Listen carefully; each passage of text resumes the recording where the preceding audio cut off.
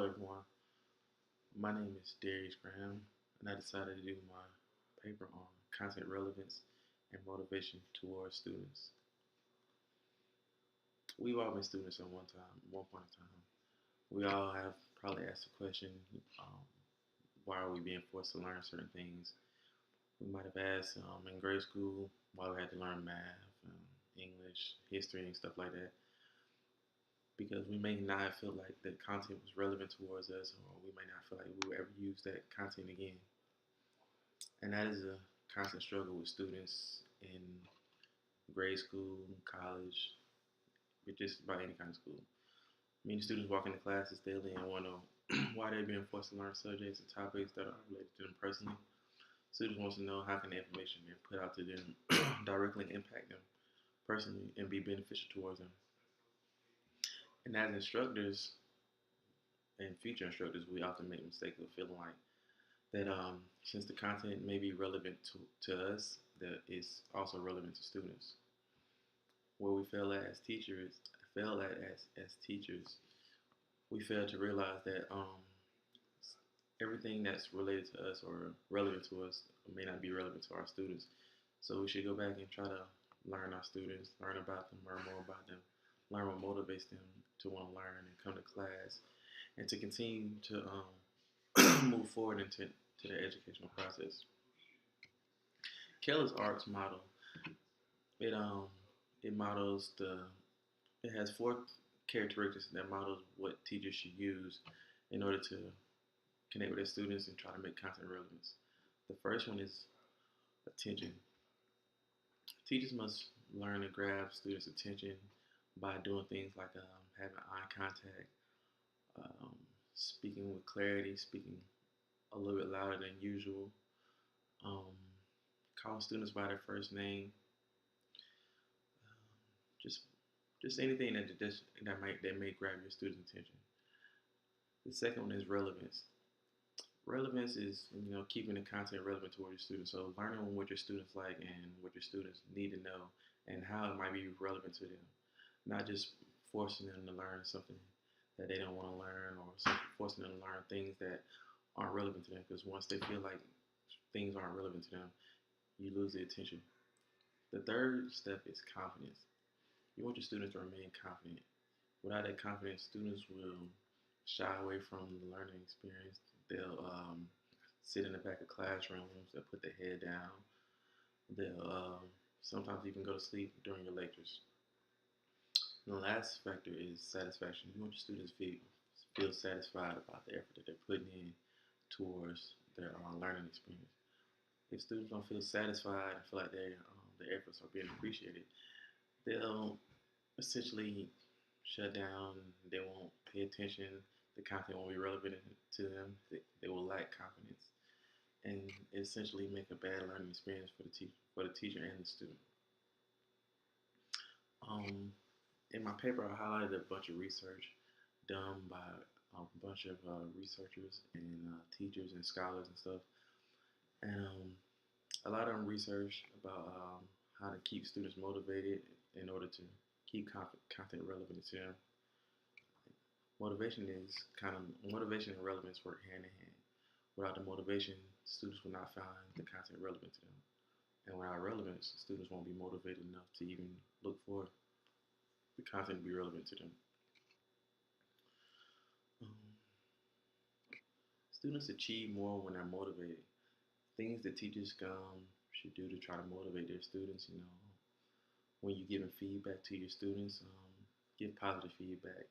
Try not to be negative. So even if a student does bad on a test or a quiz or assignment or any kind of sort, teachers should be positive and give positive feedback instead of negative feedback. Say things like, maybe you didn't do good on this assignment, but you can do better on the next one, and give them some kind of guidance in a way so they can know how to improve on the next assignment. Giving negative feedback reverts back to Kell's art model. You'll lose the student's attention, you lose relevance, the student will definitely lose confidence, and he won't be satisfied because they feel like the efforts that he or she is putting in, is not meeting the expectations of the teacher. Expect positive feedback from their work. When students don't feel like they're getting positive feedback, they tend to shut down. Getting positive results from their work often helps students remain motivated. The expectancy value theory proposes that individuals will be motivated to perform behaviors that are perceived to be personally satisfying and have a positive expectancy for success. The ARCS model, and specifically the relevance component, draw heavily on expectancy value theory. Students generally put forth a minimum amount of effort or no effort at all if they feel that they're not succeeding in whatever they're doing. Success within the classroom, students generally rely on motivation and confidence, which are both components of Kell's ARC model as well.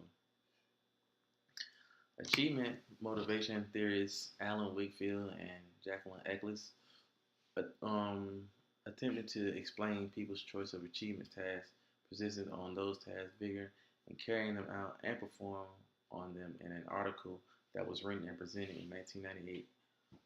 And it was presented at the meeting of American Educational Research Association.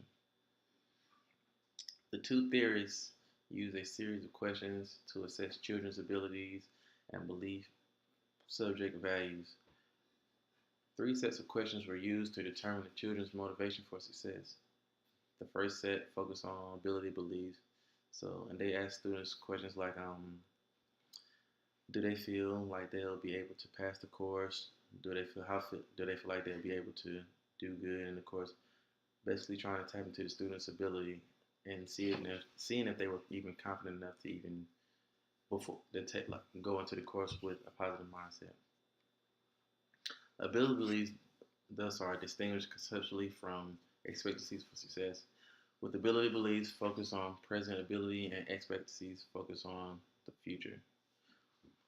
The children were asked questions like, if you were to list all the students in your class from worst in math to best in math, where would you rank yourself?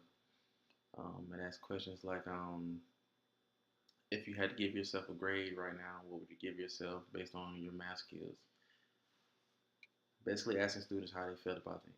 The second set of questions asked the children questions about expectancy, like how well they expected to do in the course, and if they even expected to pass the course period.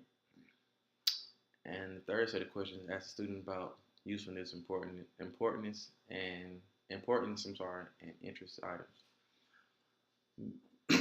Many students struggle in math because of relevancy, because they don't feel like math is just relevant to them. I was a student in school, and I struggled with math as well because I didn't feel like it was relevant to me. I was good at everything else but math because I didn't put forth the effort because I felt like it was pointless. And a lot of students takes that same approach when learning new things and learning things within school. At a young age, children understand relevancy. They develop this behavior at a young age, and they feel like if things aren't relevant to them then, it won't be relevant to them in the future.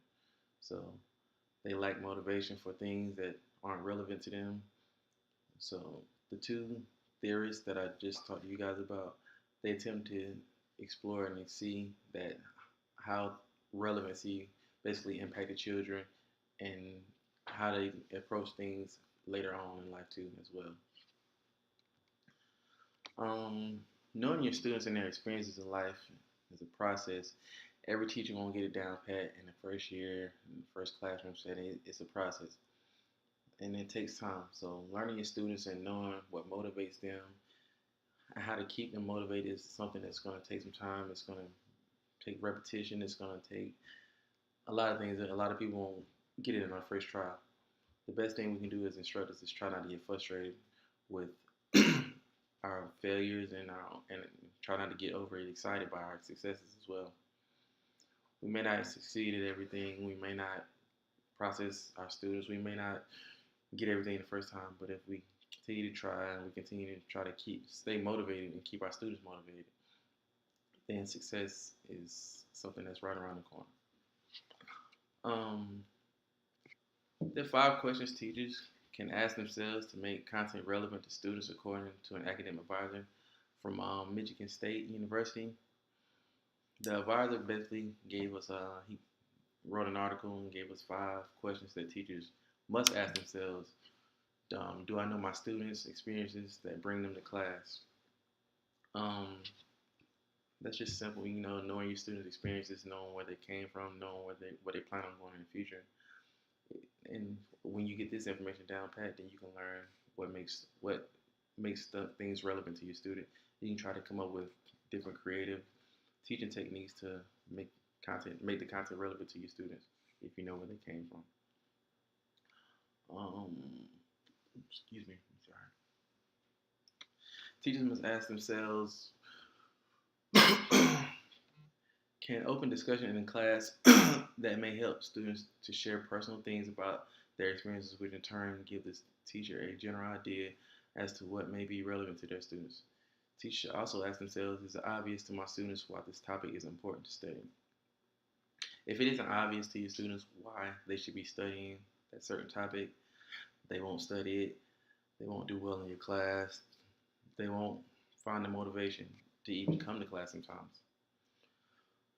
To ensure that students understand this concept, include a quick list of significant implications in your syllabus. This does not have to be a comprehensive list, but something to hook your students. So you have to list out everything, all your expectations for your students. Sometimes it's better to just sit down and talk to your students and get them to understand things on a more personal level. All in all, motivation basically is key to relevant to students. Without motivation, students will not be able to relate to the content that is being put out to them. When students are not motivated to learn, they do not feel like the content is relevant to them and express behaviors such as sleeping in class, being disruptive, thinking about things that have nothing to do with class. Students are less disruptive and do better academically in schools that cultivate an internal motivation of students. And that's my presentation. Thank you guys for watching.